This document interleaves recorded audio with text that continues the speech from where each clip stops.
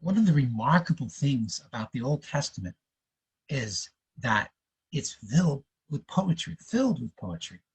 And we wouldn't normally think of that. When you read prophecies in the Old Testament, most of the time, those prophecies are written in poetry. They're not written in normal, what we call prose, which is like what you would read in a newspaper or in a normal book. No, it's poetry. Now, Hebrew poetry is different from American poetry or English poetry, and it's different from Pakistani poetry too. It's its own form. The thing that's most important in Hebrew poetry is meaning. And I also see that in Pakistani Urdu poetry as well. I see a lot of emphasis on the meaning of things. But in Hebrew poetry, the way they deal with meaning is by having lines of poetry. First line, second line. The first line often will say one thing, the second line will say the opposite of it.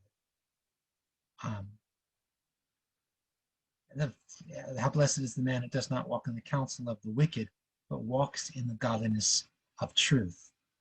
The first line says someone's walking in wickedness. The second line says someone's walking in the counsel of truth. So it says the opposite. That's one thing that happens. Another thing that happens all over the place is repeating. The first line will say, how blessed is the man who walks in the Lord. Second line will say, and listens to the law of God. Now, even though it's not saying exactly the same thing, it really is. It's repeating itself, and that's very, very common in Hebrew poetry. It's important for us to know this because if we don't know this, then when we read Hebrew poetry, we just assume that they're repeating it, saying something different. Or they don't realize, oh, well, they're saying the opposite for the second one, and there's a contrast on purpose. What we do is we put more meaning into the poetry than we should. Now, it's very important to explain this.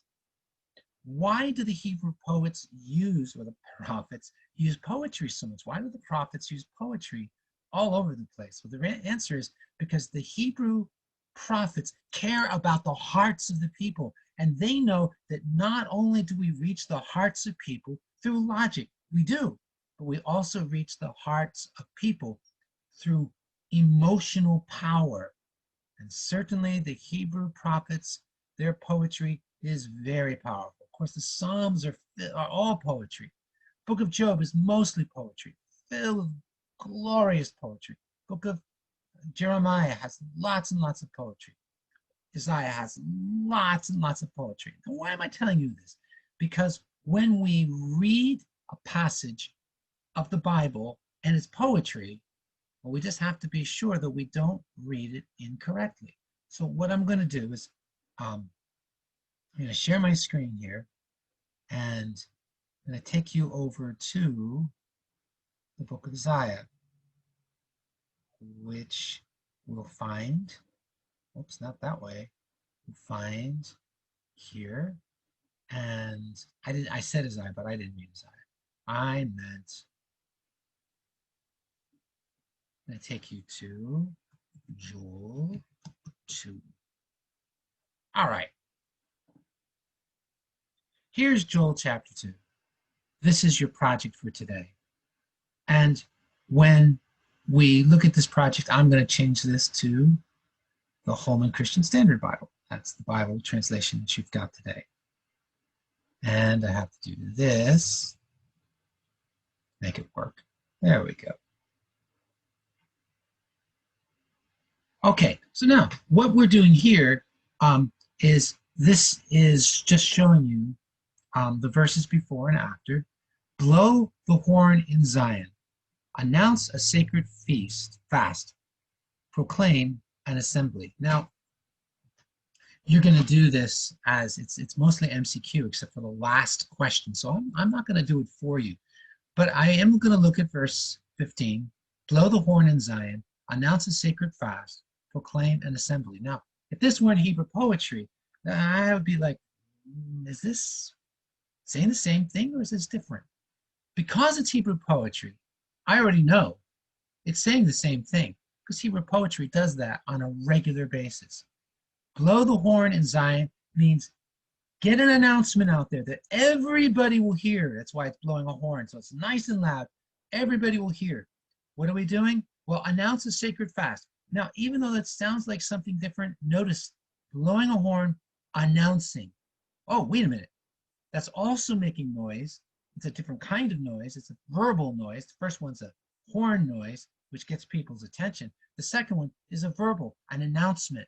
I'm speaking. That's what I mean by verbal. It comes from words. Announce. Look at the third one. Proclaim.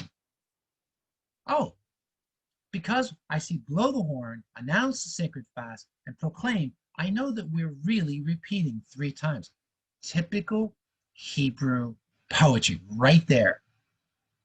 Blow, announce, proclaim. Saying the same thing in 3 different ways. And that's going to help me to interpret this so that I don't interpret it in different ways from what it meant. He's not giving us a list of 3 things to do. By repeating this 3 times, he is emphasizing how important it is to get the attention of the people. This is not like some kind of spiritual power in 3 repeats. That's not what it's nothing like that. It's simply that the author, Joel, wants his readers to recognize they need to announce, they need to blow a horn, they need to proclaim. This is big. Get everybody together and deal with this. Okay? So that's very typical in Hebrew poetry. When you interpret the Old Testament, you need to watch for poetry. How can I tell poetry? Well, it's right here. Look, let's go down to verse 18. Then the Lord became jealous for his land and spared his people.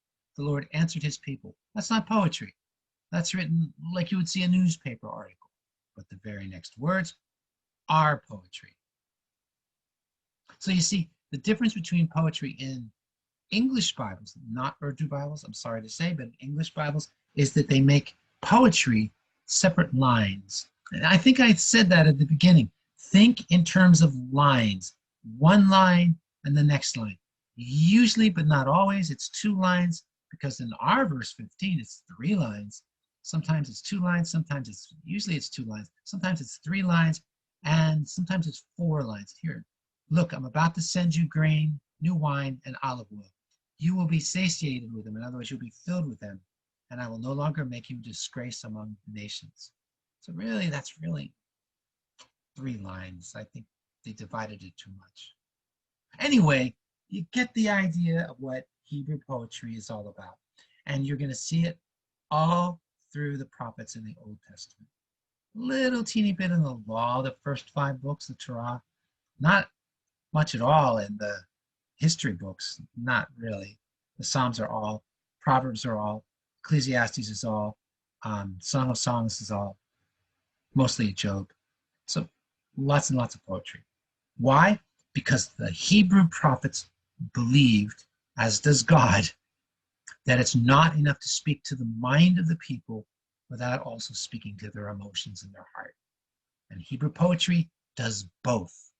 It takes very important truths that we must live by, and it puts it into poetry so that it will move not just your brain, but also your heart. God bless you. I hope that this will be helpful.